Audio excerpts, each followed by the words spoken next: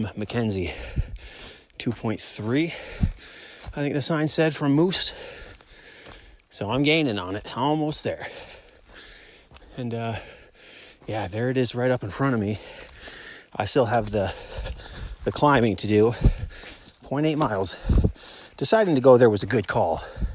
A good on the day, in the game call here.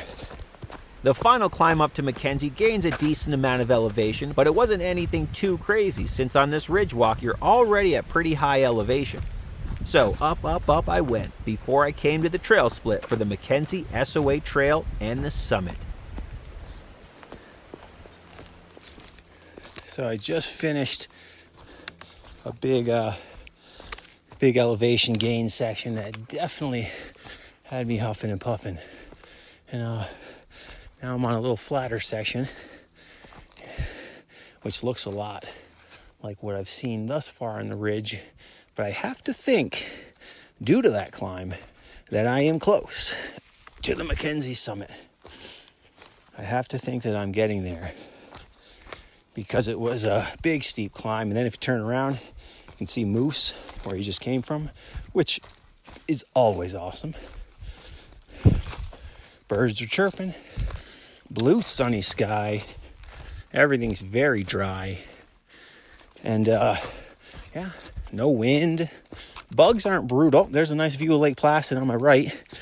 Down in the distance.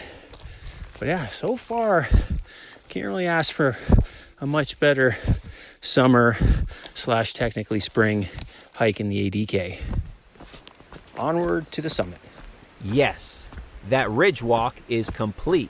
I have now traversed that ridge that I've stared at for years. And a few steps away from that, I heard some voices up ahead at the summit, and then the lovely sound of a barking dog. Clearly the summit was near. A few more steps on this well-defined dirt path, and I came to the enclosed summit with the brown wooden Mackenzie Mountain Summit sign with yellow letters that appeared right before me. I was there. The ridge walk was complete, and I was stoked to have finally walked across that very ridge once and for all. And Mackenzie Mountain, it's been a while, but I'm here. The 57th tallest peak in the ADK Park, 3,832 feet elevation, up in the bug-ridden, somewhat wooden Adirondack sky. All right, 2:35. We are at the summit of Mackenzie. Oh yeah, there's a nice view. Not too bad coming from Moose over to Mackenzie. Overall, a nice, delightful ridge walk for the most part. 3 miles in between the two. It's long, but it's actually a really nice walk in the woods. Time to have a quick snack and a swig of some noon water and then head back. Not sure yet if I'm going to loop it back to my car or go down to Raybrook and then get a ride back. Probably just going to loop it though. Make it easier for me and everyone else. Great hike today. Congrats to the dude on the summit who finished his Saranac Lake Sixer while I was up there that day. But I only enjoyed the view off the summit lookout for a few minutes before I decided, all right, it's time to begin the long walk home. After all, the view on Mackenzie is quite similar to Moose, though I will say not quite as cool as Moose. But I was ready to head back. So I began my journey back down the mountain, again on a very new-to-me trail that I've never been on, meaning my adventure will continue, because I'm going to go back down via the SOA Trail that takes you to Mackenzie. I turned around and went back the way I came to the junction for the Mackenzie Trail straight and the Ridge Trail to Moose on the left. So I went straight and was on my way down. Now this put me roughly 3 miles away from my car, and to say I cruised down the peak today would be an understatement. The trail had minimal rocks and minimal blowdown and no mud. It was soft, dry dirt almost the entire hike off the mountain. So I was flying down the trail, trying to make some good time and, just letting gravity take me off the mountain. Let gravity do what gravity does. I am just cruising down this SOA trail back to the Moose-McKenzie split to complete the loop. The trail coming down from Mackenzie is just fast. It is really nice. It's super dry, really easy to navigate down, very well maintained, I'll be honest with you. It's very nice. So I'm going really fast, almost like a trail runner, like the biggest trail runner that's ever existed in society. Just cruising though. So making great time, having a good time. So far the joints feel pretty good too. You know, after winter hiking and then you come to the summer and you're like, oh man, that's right. My knees always hurt going down because the snow is so much softer on the joints. But so far so good. Yeah, cruising. And I definitely, since I didn't plan to do this big of a hike today, I have a half an Nalgene currently of water left, which I'm kind of just sparing for just in case. So I definitely could use a little more water. So I'm looking forward to getting back to the brook to drink some of that delicious backcountry Adirondack River water. This trail, however, has some real elevation. It's about 1,000 feet of gain in a little over half a mile. So it's a big push. So if you're climbing up, be ready to sweat, because I think you're going to.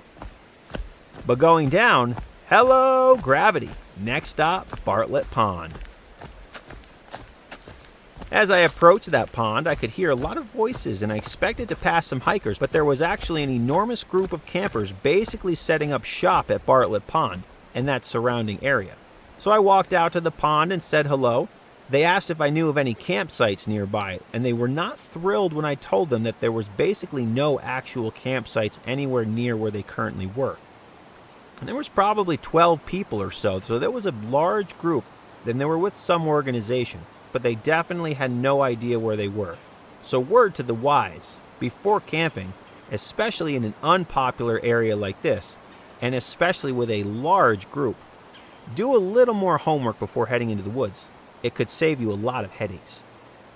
And sure, some people enjoy that cowboy camping thing, but I could tell that they definitely didn't like the answer that I gave them. But hopefully they were able to enjoy themselves and they followed all the rules of the outdoors and they were able to have a good time wherever they ended up camping. Just past Bartlett Pond, which is a great little backcountry pond on the Mackenzie Trail here. Crossed over the brook. There were a bunch of people in a huge group looking for some places to camp. So I didn't stay very long. Didn't even really snap a picture. Said hello and chatted for a minute and then continued. But I'm 1.75 miles from the lake trail, which will take me back to my car. It's always so lovely hiking along a stream too, because you know you got water if you need it, and it's just a nice sound. It's a very lovely sound in the woods when the sun is shining through the trees. The green is lit up and the little shadows from how the sun comes through the forest canopy. Very pleasant. And this trail continues to be fast, soft, easy to navigate. And I am cruising. So long, Bartlett Pond. It was cool to finally check you out. It's a great little backcountry pond at the base of Mackenzie if you've never heard of it. So down the trail I continued, and moments later I passed another crew of folks coming down the same trail off of Mackenzie. And then before I knew it, I was back at the Two Brooks Trail Junction that I was at just a few hours earlier. Only this time, I had completed the loop. And it felt great, and the body felt fantastic as well, which was very encouraging. It is 3:30 and I'm back at the Mackenzie / Two Brooks Trail Junction. Mackenzie Mountain's 2 miles behind me. Moose Mountain is 2.3 miles to the right. This is where I turned to go to Moose earlier today. And I am 0.5 miles from the lake trail, which will take me back to my car. The loop is complete. Now just basically getting back home. The trail up Mackenzie might be one of the nicest trails that I've seen in the Adirondacks, as far as just it's pleasant, nicely maintained, and it's a nice climb. Yeah, it's pretty solid from this direction. Anyways, passed a couple of groups coming down. It was nice to see some people on the day, but I am ready to get out of the woods to go home. Maybe a quick shake at Stu's post-hike. Who knows? Anything could happen. So now all that was left was the 1.5 mile trip back through the woods on the Two Brooks Trail, then the Lake Trail, and then the dirt road to my car, a trail I've been on many times before. So at this point, you could say that the adventure was over and now the brain went on autopilot. And that was okay. I was able to extend the trek today as long as I possibly could. And it was the great decision all around.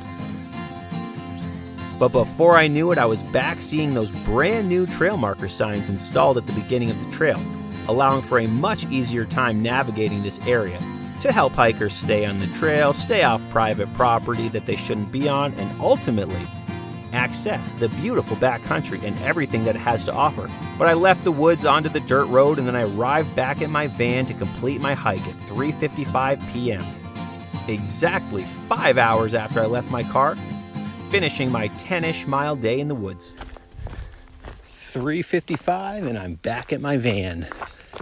A nice, 10:55 to 3:55. Nice 5 hour day in the woods. Perfect sunny day, perfect weather. A beautiful day spent doing the Moose-McKenzie loop on the Shore Owners Association trails. Just a delightful hike. All right, time to go refuel. Everything went well, and I'm glad that I can now always look up at that Moose and McKenzie Ridge all over Lake Placid and know, yeah, I've climbed those mountains and I've walked that very ridge. It's always a good feeling. Moose Mountain, thanks for yet another fantastic day in your mysterious wilderness. We'll see you again real soon. Well, another successful day in the woods hiking one of my all-time favorites, Moose Mountain, and the spontaneous summit decision to finally hit that ridge walk over to Mackenzie and loop back down. An awesome day indeed, despite the new record for most spiderwebs destroyed via my face and enduring a total of 13 inches worth of slices in my legs at the hands of Blowdown. One for the books for sure. Thanks to everyone for once again coming with me along the trail and listening to my adventure. If you like the show, I'd love if you could leave a rating and review on Apple Podcasts or share the show with your friends. Follow me on social media at 46 of 46 Podcast. You could check out 46of46.com for all things about the podcast. And hey, if you want to support the show, go pick up a hat or a t-shirt at 46of46store.com. But thanks again for listening, and check back on Fridays for new mountains, new stories, new guests, and new episodes here on the 46 of 46 Podcast. Remember to always leave no trace, do the rock walk, and if you carry it in, carry it out. And don't forget to check those camping rules and regulations before you head into the woods, wherever you find yourself exploring. See you all on the trails, everybody.